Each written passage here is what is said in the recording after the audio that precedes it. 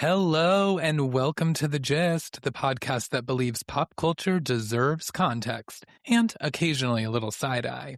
I'm your host, Chris Vetrano, and today we are talking early 2000s pop, reinvention arcs, and what happens when artists stop asking permission and start telling the truth. If you ever screamed a pop chorus in your bedroom mirror, this episode is for you. And if you didn't, stick around. You'll still get why this era refuses to stay in the past. So let's get into it.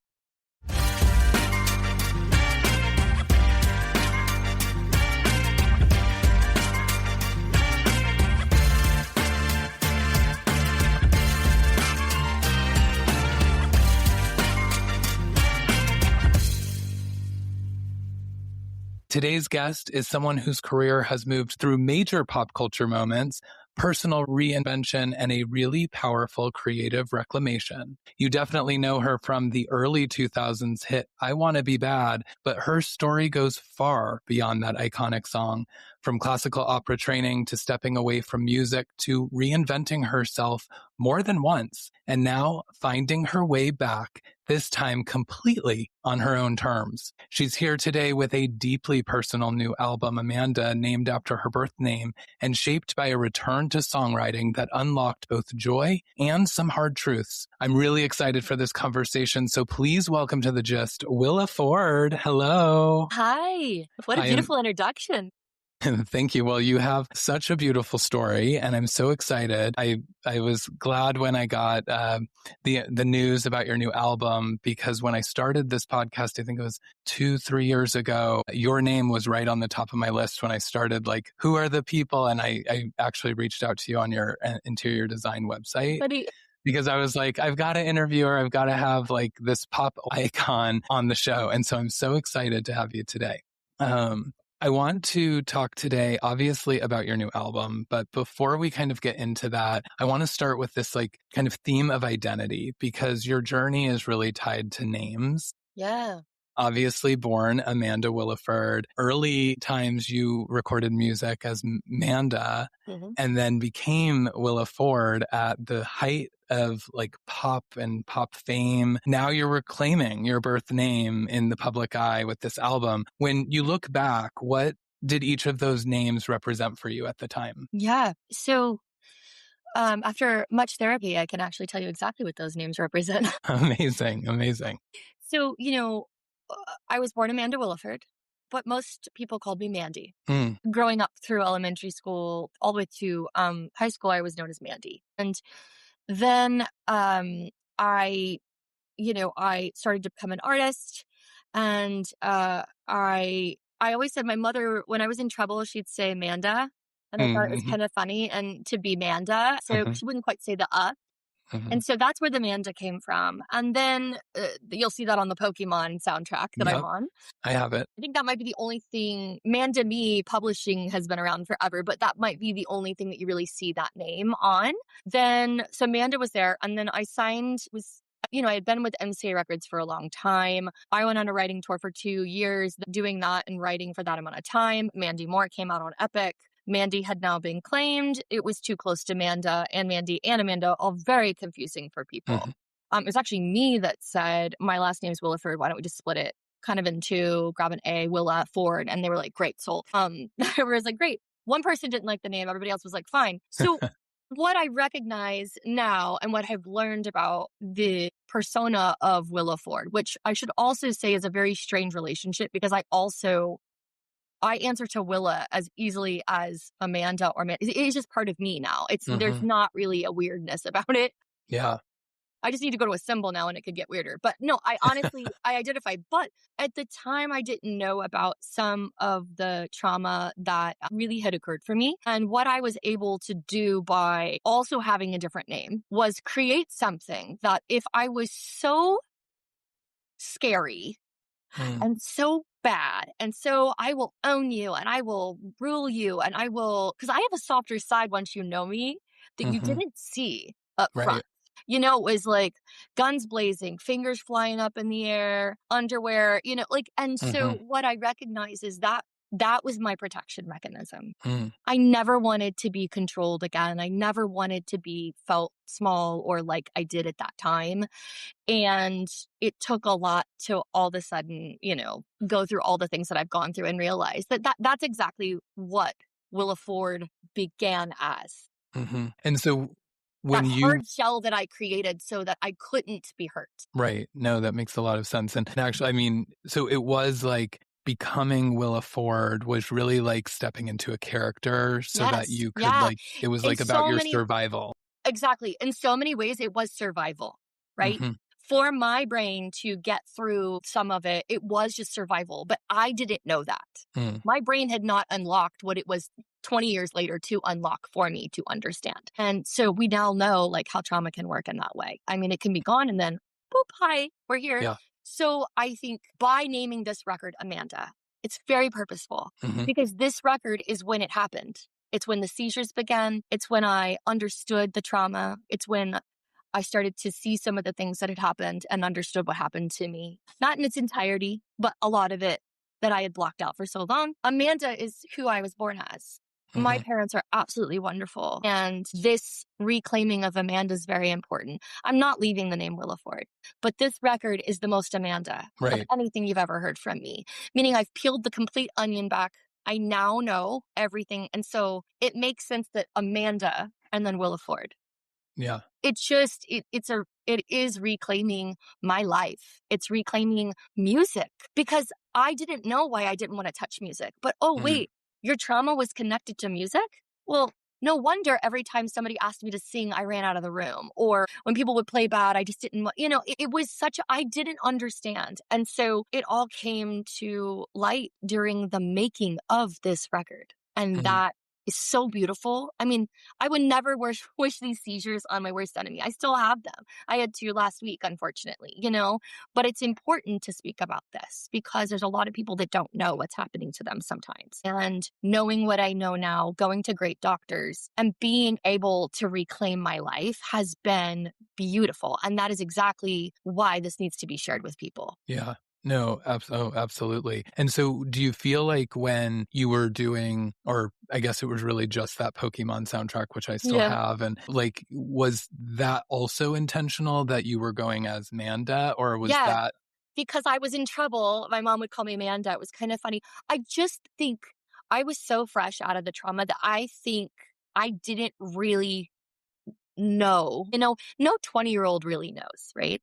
You could be extremely smart, extremely talented, but there's just so much life that you haven't lived. And so I do think Amanda was the start of that. But I do believe that I never fully appreciated or really represented the talent or the training that I had gone through.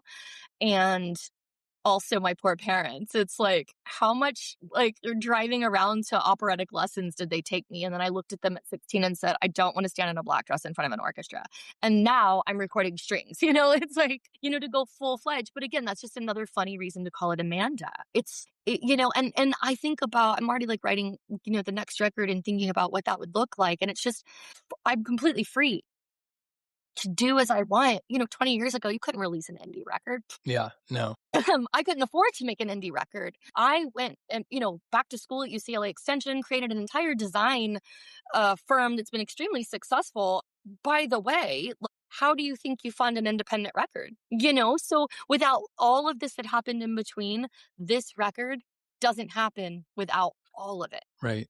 And so because of that, like trauma and like knowing that Willa Ford is this like protection, do you look back and obviously I Want to Be Bad, it was bold, it was confident, it was playful. People called you like the anti-Britney, but behind the scenes, like, did you feel like that was truly you in that moment? Or Ooh. do you look back in that and feel like that wasn't even really me because it was this character? Yeah, that's so interesting. I do think it's me.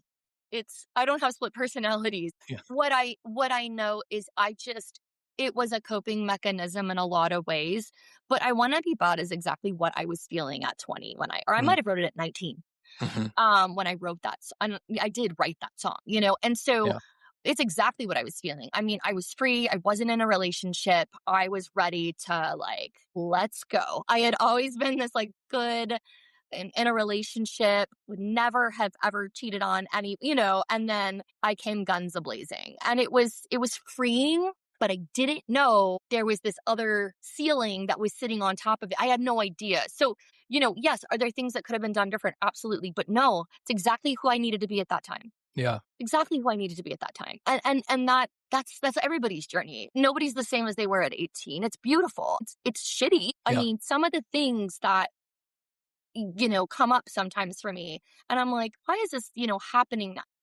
Nothing happens by accident. It's so cool. I like truly think if you really think about this ant that I am in this giant big world and how all of this like transpired, I remember thinking to myself at the beginning of creating this record, like there was a spark of hope in me that was like, man, wonder what it would feel like to put out another record. Mm. But like that's so far from being able to happen. Like I don't know if anybody would even listen. I don't even know if a manager would believe me. Like what do I do? How do I start?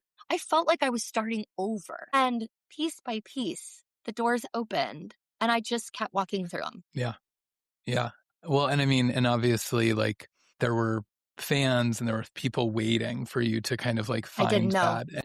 And then, like, Amanda is like also so perfect because you are reintroducing yourself. And, obviously, as like a pop culture junkie and growing up in the like late 90s and 2000s, like, it was like I knew who you were before even Mm, Mandah was on the mhm, Pokemon soundtrack mhm, because of who you were dating. mhm. And, and also like know that at that time, girls that were attached to people in boy bands got it rough from the female Yeah. fans. And like, Yeah. and I always wondered, like, was that part of why you like went through this name change and like didn't want to necessarily be close to Amanda, but it was like a much deeper. It's much more than that. Yeah. I will leave it at that. Yeah. Yeah. It's much more than that. And yeah, it's to be that age and to overnight just go through what it looked like Hmm. was a lot. Yeah. And Yeah. it's funny, I look at like 16-year-olds now and I'm like, I don't know if you could handle that pressure cooker. It's gnarly. And it's out there even more now with social media. But there was the deep black web. Trust me, it was there. And there were chat rooms that were literally devoted to calling me a Rottweiler because I have this like, I have a gummy smile. And guess what? It's like my favorite thing about myself now. Yeah. But I like love they that. literally like she's a Rottweiler. They're just like funny stuff. But like when you're 16 and people are saying this about you, it's very difficult. So I do have a little bit of understanding about how social media can really play a role in hurting people at that age. And to be frank, like I don't know when my kids are going to get any of it just because I know you need to be a little older to handle all that. But Mm. there's a lot during that time period. And so there could have been other reasons for some of it. But again, everything happens for a reason and gets us to this exact point, which is unbelievable. Yeah. And you mentioned kind of like saying like, I want to be bad. And like the whole Willa was here kind of era Yeah. was you. Yeah. But was there also an element that then you felt frozen because that song worked so well that you felt like frozen in that person that you couldn't actually be like Amanda? Yeah, no, because when I shut the door and when I was home, I like to think of it like I think Lady Gaga is fantastic at this. I mean, Mm. she isn't that person all the time. She's a performance artist. Very much was probably closer to what I was doing at the time.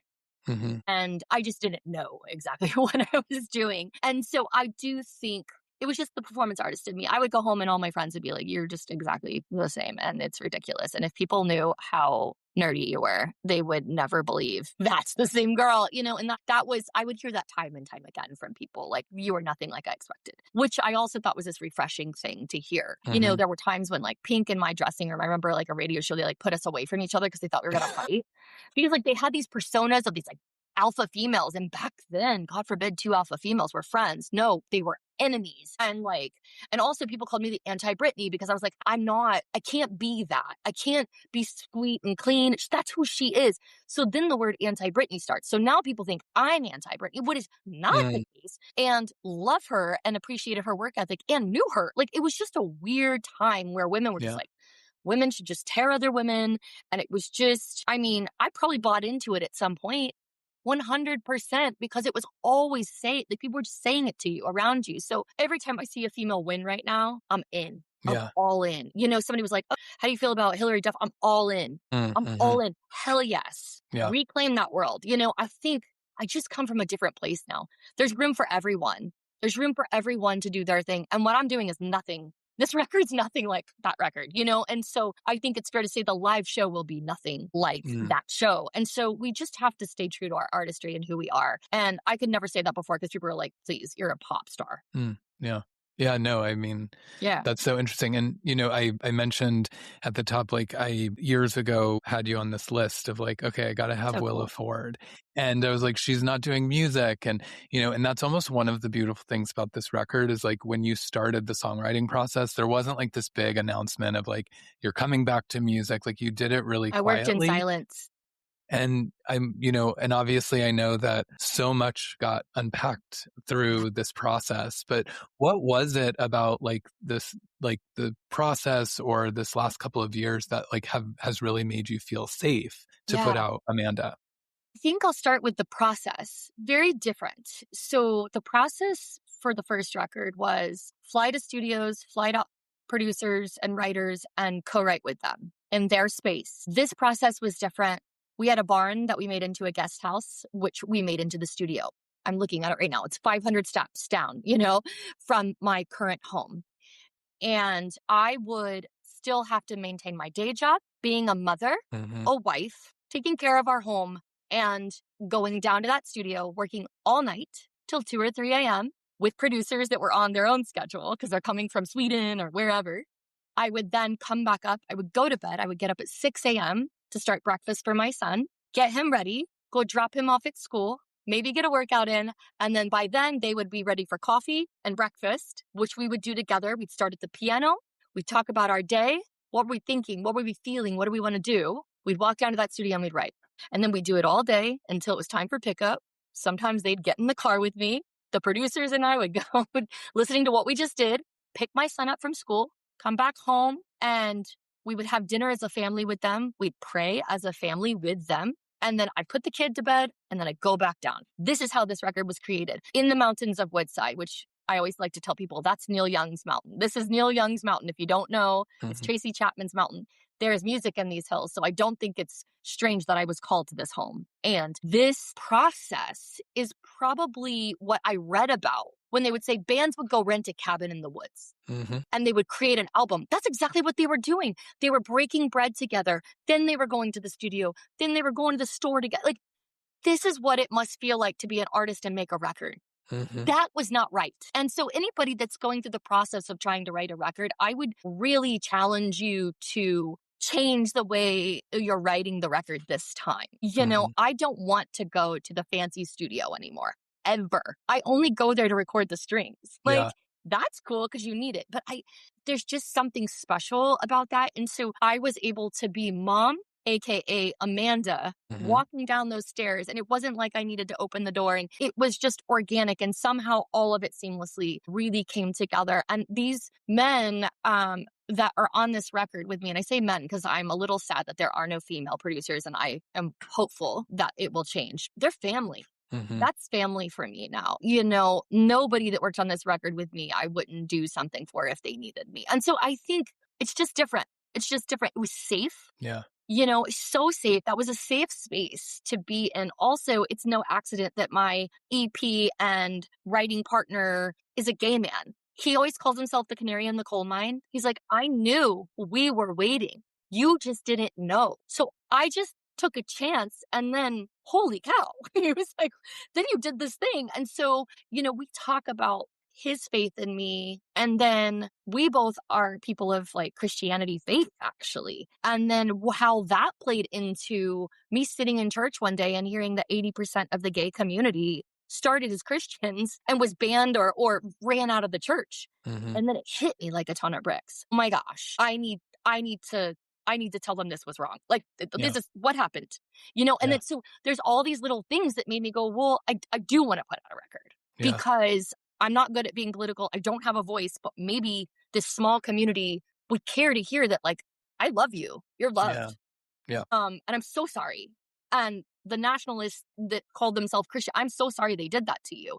And so it's not a grab to say, oh, I'm Christian, or like come back to Christianity. It's a grab to say, like, I'm so sorry you've ever felt unloved. And so there's just all these amazing things that have happened living here in Woodside for me that have made me feel safe Yeah. and And it's record so this record. Yeah, and it's so interesting because during this break of music, you've already mentioned it, but you did interiors and you really put my husband is an interior designer and architect. Well, then And so I know the world very well. it's And a like service industry, my friend.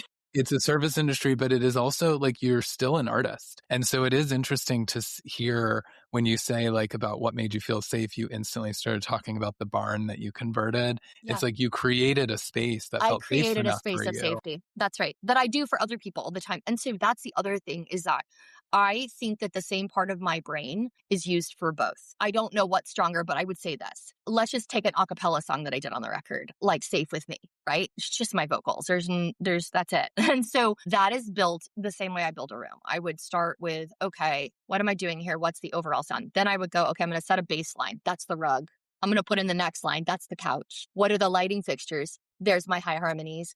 So like, honestly, I think my brain was trying to use the same creative outlet because it gave me, at the end of the day, I could go to sleep and I felt good. I didn't realize I was missing music because I had that, right? So, and then I started doing music again and I was like, oh my God, this is like my first love. What am I doing? Why am I not here? So it was just interesting. But yeah, I do think the same part of my brain that I'm gifted at translates Yeah. to design. Yeah. And it's Yeah. artistry. You're right. It's art. I can't draw a stick figure to save my life. Like, it's so bad. I had to draw something for school for my son. It was a cat. And all the parents had to draw cats. And they like did this huge collage. And it was the laughing joke of the entire school. Like, this cannot be you. Like, this has to be a 4-year-old. I'm like, that's my cat. So, I do think we get our gifts and then we get things that we can't do at all. But again, I think those two are very similar in how my brain functions. Yeah. No, it is. It's two different artistries coming together, and you created this safe space, and then you were able to create this music that ultimately came out in this body of work that is now called Mandah. Yeah. And, I got to spend a little bit of time with the album before we chatted. And, you've kind of touched on a lot of these things, but like there is a lot of themes of like self-love, self-trust. There's a lot more emotion than before, where like it was really fun pop music, but like, things like songs like Flex and Money Honey and Disassociate, like these songs like are still really like fun and they're still pop. And there's like, I'm like, oh, I can picture this like video and, Yeah. it's like, gonna play in the clubs and whatever.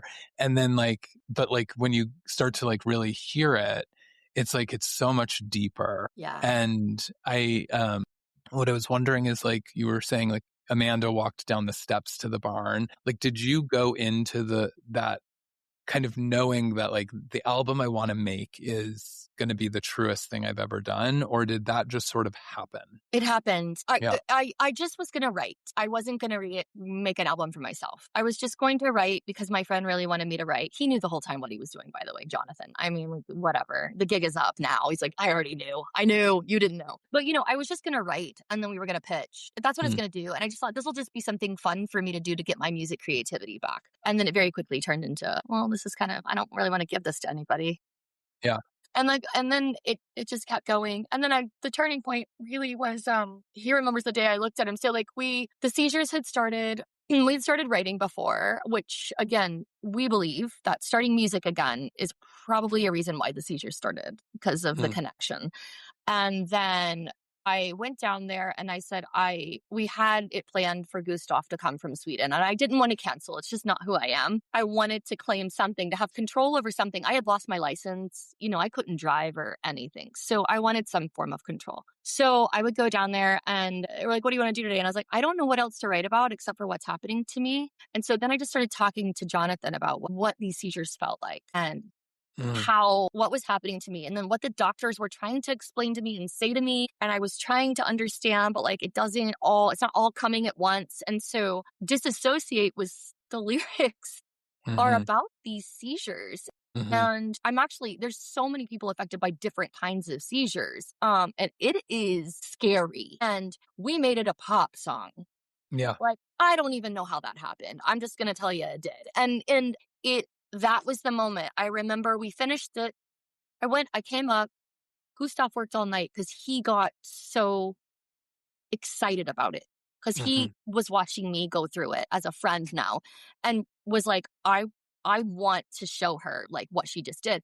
I went down the next day and heard it. And I'm telling you, this song was written all these songs are written in a day. It's Hmm. crazy. And he played it for me and I looked at Jonathan and I said, oh my God, we have to put out a record. And he knew that's what he was doing too. And he So knew in that moment, he's like, yes. And I was like, I have to put this out. I don't know who this is going to help, but like, okay. yeah. And this thing that was happening to me, I'm now told and was knowing what had caused it. I'm like, no, you don't win. I'm putting this out. I'm putting it all out. Let me keep writing. Let me see what happens. And that's just, yeah. And I almost had like completed the record. It wasn't the exact songs, but I completed most of the record and then sent it to someone who I trusted. And I said, I don't know, but I think I just made a really great record. And maybe I'm crazy, but can you just listen? And so I remember the friend Chip was like, he's at red light. And he was Yeah. like, I was I so know. nervous because I have to tell my friends if something sucks, you know? And so he was like, what the hell is this? And I was like, I don't know. I was like, where was it? Like, where have you been? What is this? And then he sends it to people and he's like, okay, doesn't tell them who it is. And is like, what do you think? And they're like, this is a fucking great record. And then that's how it transpired. And then again, like he would just cold send it to people and just, you know, he's got the head of RCA A&R and he's like, listen to this. And he's like, oh, can I get that song? And he's like, no, it's not for sale, Yeah. you know? And so it's like just this funny momentum that happened. But yeah, that was the moment. Disassociate, backside of my seizures, still didn't have a driver's license, but I knew I was going to put a record out. Yeah. And another track that I was listening to with Safe With Me. Mm, And I'm just like, I feel it's like hearing you talk about the safety and yeah, the yeah, environments. And yeah. it's like you're really singing that to yourself. Somewhat. I will tell you that I had already started having the seizures when I wrote that song, and I had gone to a signing event, which like I never do. But my friends were all going for this thing and begged me to go from this cast that I was in. And I remember I shared with my castmate that was next to me signing, and I said, I need to tell you something. So if it starts to happen, I need you to get me out of here. Right. And so he said, okay, because I don't lose consciousness. That's an important piece of my seizures. I actually completely feel everything that's happening, that's why I was able to write about how it felt. So that's something that's different about my seizures than most. So I told him, well, I had already started doing my healing journey and I had people coming up to me to sign and they were shaking. And trans women, like, you don't know what like it means to me, what you meant to me. And they were like, do you need us to? And I was like, no, no, no. Like, I need to hug these people. I need to hold these. I didn't know these people were out there. And I came home and wrote Safe With Me. I love that. I Wow. came home and wrote Safe With Me. Yes, I do think it's like what I always needed to. But when I cut that vocal, I didn't like have a bunch of editing because every little inflection, it was like I was whispering into their ear. Like they were shaking. I remember feeling that. I remember that sensation. And then I remember the love that they were pouring into me. And I wished that I could, like, I knew there was injury. I knew people had beat them down. And I wished I could do something to change that. And so I came home and I wrote Safe With Me. Yeah, no, I love that. And what's kind of resonating is, you know, you were talking earlier about like putting out an indie record is like something that just wouldn't have happened. And, you know, back in the day, your sound or the messages or the way, you know, being separated from Pink and all of Yeah. that stuff was such a machine, and it was like what everyone needed. Yeah. But also at that time, people defined success really similarly, right? Like, were you on Yeah. TRL and were you at the top of the charts and how many millions did you sell and which Oh, I tours remember. were It you was like on? if And you were the top 10 on TRL, you arrived. You were yeah, there. I remember that moment. yeah, On TV, I was doing spring break. They stopped me. They said, come in, we got to show you something. And boom, my video came. I said, what? And they're like, you're on the countdown. You know, and again, it was like you had arrived, you made it. But then, when was it going to be enough? yeah. Well, and I'm You'll know wondering every now. artist, like it's never enough. Yeah, So success can't be the goal. yeah. Yeah. But what you just described with, you know, the trans women like shaking and like telling you that, like that feels like success, at least to me. Like That you've done it. is right. That is success. but it wasn't fully success. I needed to put this record together. Mm-hmm. Whether it sells 5 copies or it sells 1,000,000 copies, either way, it's not about success anymore. It's about legacy. Am I saying something in the world to change it for my children? Am I saying something to these people who need to be loved? Like, nothing else matters. Nothing else actually matters. Like, the fact that I even get any form of a platform from back then, and I'm lucky enough to have it now to embrace somebody in that way. I mean, come on. That is success. But I think the word success is like ever chasing and stupid.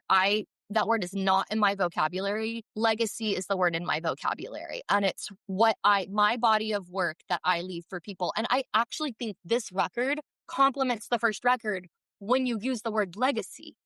Because it shows how somebody can go from that and somehow get delivered to this. Yeah. That is no accident. That is crazy. So yeah, this isn't like I was gone for 10 years and I had a resurgence, or I'm putting out a new, record because I had a couple things to say. This is like I lived a life. Yeah. Yeah. And then I decided to change it. So I do think they book each other beautifully, and I think it's a good message. You're 20 and this is what you think. Wait until you're in your 40s. Yeah. What would, Amanda say to Willa Ford then, now? Like, is there something that you would say to You're her? enough. Yeah. Yeah. I think some lyrics on the record that I love How Do You Like Me Now? I think that is the unlock from being made to feel like I wasn't worthy, right? Put my worth in a box. I fought to pick the lock. Mm-hmm. Yeah. I think a lot of us, something tells us one day that we're not worthy, and we fight. Yeah. Sometimes we never get there, but we fight to pick that lock and find out, like, no. And that's the big FU, which is the old, again, this is why I am, all of Willa Ford is me, because I still, and it's like, how do you like me now? Your biggest mistake was thinking I would stay. You thought you could keep me down. Yeah. Like, remember when you called me a dreamer, hoping that I'd always believe you? That's why I went away. And with nothing to say, I was quiet. Yeah. Nothing. How do you like me now? So I just, again, I think if you really sit with the lyrics, you start to hear a very important story. And I think a lot of people have these similar stories. Yeah. Yeah. No, I mean, I think it's powerful, especially, because I was curious about, we started, the interview talking about identity and like the names, and you've had all these different names, and it's like, okay, like, will the real Willa Ford please stand up? And, which version is it? But it really feels like you're all of these people, but Amanda is like the representation of who Willa Ford has become, but also who she maybe always was. Well, I think, you're born, and then you can be reborn. Mm-hmm. Because life hits you and you stop believing that you're that person or that you're meant for something greater. And then you can be reborn to believing that if you allow yourself to heal. So I was born Amanda. I'll always be Amanda. But yeah, I'm reclaiming it. And it was funny, to be honest. I remember at one point, this record was done and there was, remember, people like, maybe we don't tell people Willa Ford at all. Maybe we just release a record under Amanda. What do you think? And I thought about it overnight and I was like, no. The record's called Amanda. That's actually how it all, transpired. And then I was like, oh my gosh, that is brilliant. And it's like, no, I don't want to be called Amanda. Amanda's boring. It's fine. I get it. It's very 80s of me. But I earned and worked hard also as Willa Ford. So that's, always going to be my stage name. But yeah, I think, again, you're born, stuff happens, and you can find your way home. I think that's where I am. Yeah. And I think that it would have almost done a disservice to your legacy. Correct. By not being under Willa Ford, because... Well, that would have been unauthentic, right? Yeah. So again, this is part of the journey. And then but are people going to accept you? And it was like, as an indie, not looking for a deal, I basically was like, it doesn't matter. I'm the one spending the money. If I only sell 5 records, so be it. It's on me. But there was no contraction creating me. So that was important. That freedom to do whatever the heck I wanted, that has been so important. It's me that's like, hey, I want to do a string version. Hey, I just did an a cappella version of Burn Burn. Like, I was like, I want to do it. Why? I always dreamed of doing a record where I had like acapellas on it, and I'm just doing it. Why not? I can. So again, it's I don't even know what the next record's gonna claim. Like, it's kind of crazy. Like, if I claimed this much of my life back, I'm so interested to see what happens, next. But the really exciting part, I think, is that you don't have to just be an artist. You don't have to just be a pop star. Think back in the day, nobody wanted to know if you were in a relationship. They wanted you single. They didn't want you to have any children. If you had children, your career is done. There Hmm. were all these things. Oh, you're 40. Oh, you're over 40. Like, you're done. No, no, honey. None of that. None of that. I don't subscribe to any of that anymore because it's out the window. Yeah. Yeah. So how cool. I get to have a family. I And still have you, my design firm so that, like, I don't do this for money. yeah, which is such an amazing thing to be able to say. Right. Right. Most of my friends are just on couches still trying to do it. I get it. I chose a different path and I have to work twofold. I have like no time, but I'm okay with that. This is like I'm doing things I love. And so no time just doesn't matter. And then like I'll take a weekend and I'll go down hard in like Cabo or Mm. something. And it's Yeah. like, okay, like try to get myself back too. Like, it's funny. I just got laryngitis on like New Year's Eve. Mm. I just yesterday was like high-fiving my husband because I'm like getting my full range back. It's like Okay. sometimes I'm like, okay, how far did I push? How far did I push myself here? But I mean, one life, sleep when I'm dead. I love it. Yeah. I love it. And I'm married to somebody just like that, by the way. I mean, this man is like, I think he sleeps less than me. So, but we both like, we're going into this world like guns blazing and it's so fun. It's, Yeah. we enjoy it. Yeah, I love that. I mean, I relate to that so much because, I do this because I love pop culture and I love people's stories. And, I'm like it does to me, it's like, I don't even care. I don't know if you remember like PYT, but they were like What are around you that. talking about? Lauren Okay. Mayhew? We grew up Yeah. singing together. So she was just on the show like I recently love and her. it wasn't like because I knew that that wasn't going to be this person that like everybody knew, right? And I'm not like Yeah. doing it for clicks and all the things. Yeah. And it's like, I'm doing this because I love it. Like I have a whole other career and I have a whole life. To pay the bills. Exactly. I like, and people are always like, you are so busy in your job. Like, how are you like also doing it? And I'm like, because I love it. And I'm not, and there's no like risk of me doing this. Right. Right. Isn't but that's that is when that freedom allows you to interview anybody you want. Mm, Like Lauren's just a good like example. She actually just did a really cool remix of Burn and Sweat by Mel B for me. We're gonna put it out together. amazing. I've known Lauren since she was 5. We grew up singing and dancing together. So what I'll tell you about her is like, again, this is somebody that has worked her entire life on her craft. Yeah. Singing, dancing, acting, now DJing, and she does it because she loves it. She's brilliant. The girl got into UCLA. Like, come on. She could have been a doctor just like her sister was because her dad was. She loves music and she's a genuine human. And so, again, celebrating somebody like that, what a beautiful thing that you could do that and celebrate her. And so, there are so many stories of people like her who have worked their entire lives at this, and nobody ever wants to know the actual story behind it and Hmm. how, then she's in PYT, and then it was like, the entire PYT group, just so you know, that they stem from the Entertainment Review, which is what I grew up in. Okay. So I Yeah. was in that same boot camp. I was just Yeah. older. Okay. Yeah. And so they were the Littles. I have Yeah. pictures of her, like, with me. And then we were in a girl group as well before PYT called Eye Candy with Mandy Moore, and Wow. her and me and a girl named Talia, which is also, I think she's like a director and stuff now. But yeah. So, Crazy. yeah, we all have these like crazy journeys. Yeah. But yeah, Yeah. Lauren, I actually owe her a call back.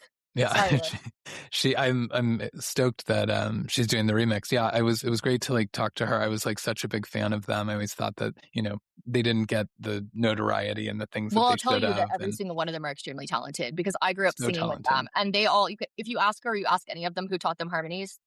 Amazing. Look at Not that. in PYT, I didn't do theirs. Yeah, yeah, yeah. But growing up, Yeah. I was giving them parts, and Lydia Bell she has perfect pitch. Hmm. I'll never forget her coming in as a little girl, would barely talk, and I did some stuff with her. Now she has perfect pitch. Wow. They just all had really interesting stories and stuff. So no, every single one of those girls, extremely good singers, performers, dancers. They Yeah. were all triple threats, every single one of them.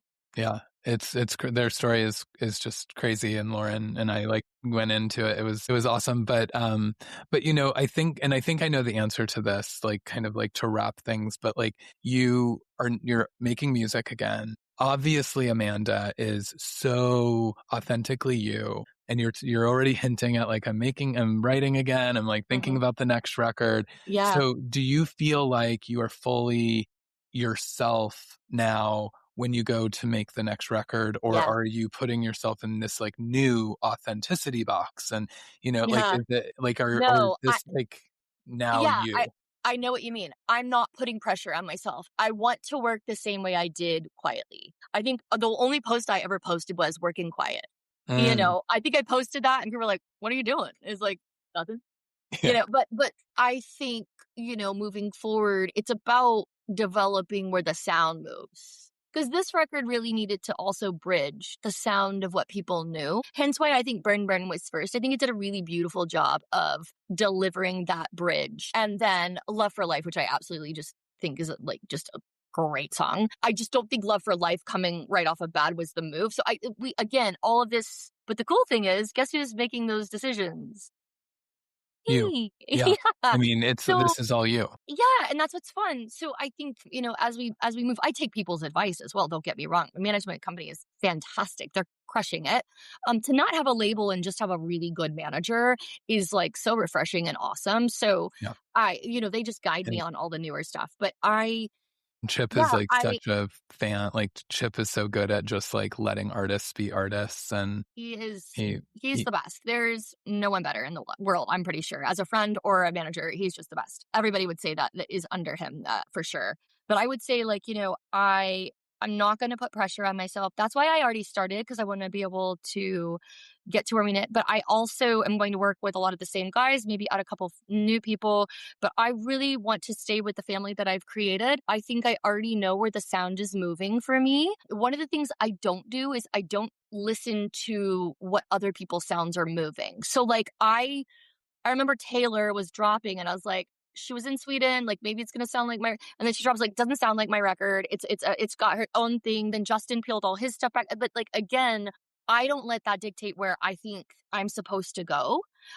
Because I am an artist. So I have some ideas of where this is going, but I gotta tell you, you get in the studio and then you blow all that to smithereens. yeah, Because yeah. like the day Carousel came out was me going down and going, I've been listening to Beach Boys all morning with my dad. And like, that's what I grew up on. Like, what if I could, nobody's been able to get these like weird Brian Wilson harmonies on Mm. pop radio. Like, how do we do it? And then we're all like, this could be really bad or really good. That's how it all started. And I'm like, what would he do? And it was like, ooh, it was like weird stuff. Mm. And when we finished, my dad came down. I remember, and he's like, what are you guys smoking down here? I'm like, I well, love I'm it. smoking nothing, Dad. But like, he was like, this is so far out. And you're like, like the way he talked was funny. But yeah, you just don't know what that morning's going to bring. I wasn't listening to anything current. Yeah, They would ask me, like, who are you into right now? And I was like, no, got nothing for you, and it was just yeah, funny. They're like, well, what do you think about? And so I did start listening to some European records and some other things. But yeah, I mean, I try not to be too influenced by our current pop market because I think they're going to do that. I think you want something fresh and different from me that makes you happy. So yeah, that's my goal, is just fresh and follow the story. yeah. Whatever I'm feeling that day, Well, just write it. I'm so glad that you're back Thank you. because it has been a Me long too. time. And, this conversation has just been so, I mean, I felt like I could talk to you for much longer. I feel like we didn't even scratch the surface on like all of the process. It's like, It's it's been a my, long time, so yeah. that's fair. So on the next one, you'll have to Yes. come back so we can continue to chat through it. But Yeah. I'm so excited for people to hear this record and to hear what you've done because it really is beautiful and it's deep. I want people to really like listen to the lyrics because like I think some of them, one by one and like, like I said, Flex, like there are songs where if you listen to them, you might be like, oh, it's a great pop song. But if you listen to it, you're like, oh, like you could be really moved by it. And so Yeah, yeah, I one by hope, one, we have to stick together, right? yeah. And Yeah, onward we will. yeah. But it's been such a pleasure to have you. Thank you, Chris. Same. Thank you so much. And guys, that was Willa Ford. And I am so thrilled. Her new album, Mandah, is out March 6th, and it is proof that the most interesting chapters don't always come first. If this conversation hit you or that you felt it deep, send it to a friend who still knows every single early 2000s lyric by heart. And thanks for listening. Until next time, I'm Chris Vetrano, and that's the gist.